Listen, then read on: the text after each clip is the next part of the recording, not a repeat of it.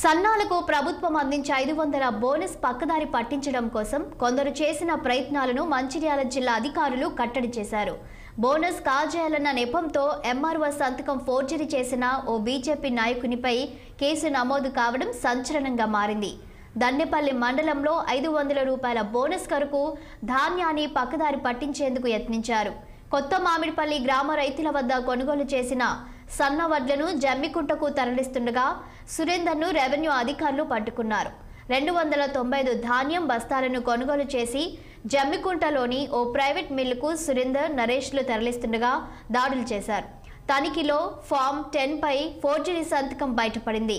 దీంతో లారీని దండపల్లి పోలీస్ స్టేషన్కు తరలించినట్లు ఎన్ఫోర్స్మెంట్ డీటీ అంజయ్య తెలిపారు. సురేందర్, నరేష్లకు గన్ని సంచులను అందించిన శ్రీలతపై పోలీసులకు ఫిర్యాదు చేసి లారీని సీజ్ చేసినట్లు తెలిపారు. కలెక్టర్ మంచాల గారి ఆదేశాల మేరకు మరియు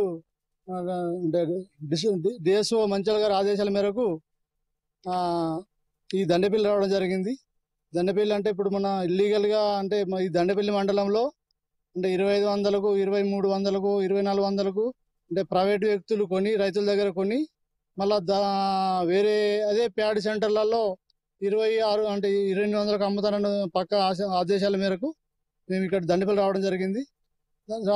అంటే మన ఇల్లీగల్ అంటే ఇక్కడ మనము ఈ కొత్త మామిడిపల్లి గ్రామంలో 2650 రూపాయలకు అంటే ప్యాడ్ కొని అరే జమ్మికుంటలందు 2800కు అమ్ముతానని అదే ఆదేశాలు అంటే మనం ఈ దాని ప్రకారంగా రావడం జరిగింది. ఒక నైట్లా మన పక్క అందిన సమాచారం మేరకు మా గిరిదావరి గారు గూడెం